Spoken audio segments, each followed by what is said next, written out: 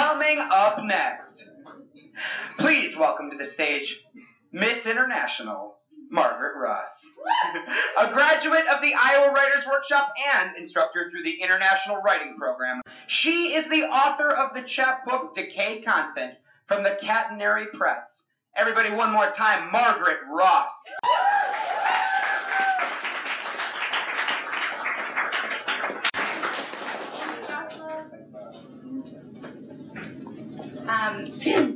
I'm going to read one poem.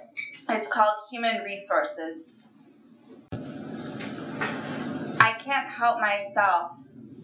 I tried again.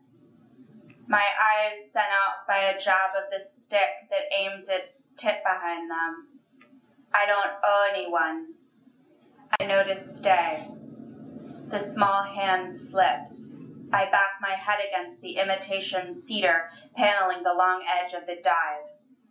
If I could smell the half-life of them, swaying dark inside loose air, and quick with chitin after feathers, shed fur fuzzing up the needles, if I could touch something there, and given splinters like meat end stops for my skin. I want to rest here, but the restroom's always locked. Somebody's finger ran a ring around my wrist in blue Q chalk to describe a long time walking, looking for a place to leave his thought behind his self, for it was tedious to keep the two aligned.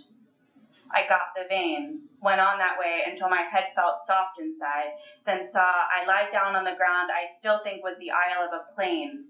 Same shit carpeting. Some wine in the seat. It's hard in here. The sticky remnant of a napkin flags the change left for a tip. Don't listen for a lesson, for the less you try to keep, the less you lose. I tired again. Can't help this blank I am, who in the name of testimony slits its truant wants, as if the blade I fiddle with the case to wasn't always only me. I touch the wet rings on the tabletop, for they are missives from the insides of the trees. Time snaking its concentric years around the soft pulp aisled up the center, tightening. Show me the place you mean. You can't see. Show it to me. No, it's private. Then describe the feeling, screen stuck on a mid-shot of a river that never leaves the river. An ad for beer. I float out to the edge. Describe leaves. I thought I'd never be this person, turning to a wall for company. Not lonely. Measuring. It should be reassuring, fettering fear in a rim, a cup to keep my doubts constricted in, looped memory, its clean, cold, stainless circles turn about. I used a river for a strop. I let it out. I left my days spent winding down the long self. For I thought what I was given was a sentence to see through, not the round I wakened, livid coil of a mind like a pop-out car lighter, dilating the high of any near experience of no, the line the dash-stitch mimes. I fibbed, I slipped, I missed me. It was easy letting out the hem, the dress I wore a hooped life, ringworm to the dun-eyed animal who peered out through the slats. I peered back, sunk to my ankles in the rich shit flies did to the air what fire does to them. A quick buzz like an error, sound the gas did to my hair. When leaning down to light a smoke, you have to pull away before. I pull my fingers out before I wear the repetition like a wedding band. Do you need another? I don't think so. Anything? No spin on the emerald worsted wall of the shot they turn their bodies sideways to get by. It was called fine, that feeling you reported when you got asked how things went. Meant far. Some reach in the head, the sense is insufficient to relay. There's silt in my mouth, for everywhere it still feels sick of me. It's crowded in the row the regulars sustain, like track lights skimming off a view, leave tinted mirror in the window's wake.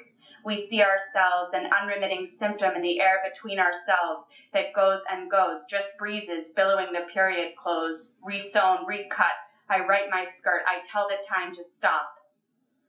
Everywhere who died on the earth looped in the instant still, and catching on the present sense, the only surface habitable. I had a windy crown, it turned to seed. I had a seed, it turned the dense soul, turned to water back and forth between.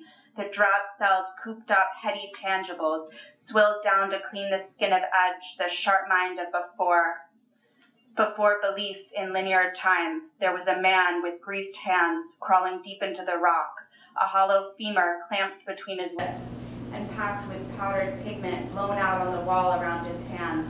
So when he dropped his hand, there was the bare space it had been, surrounded by a red spray radiating the shape of the doily vision is, decorating the immobile bluff with what it was to be. We sat, we rose, we asked, we checked, and time spread aimless out in all directions as, where was I, am I, lace with its tendons cut. Thanks a lot, Margaret Ross.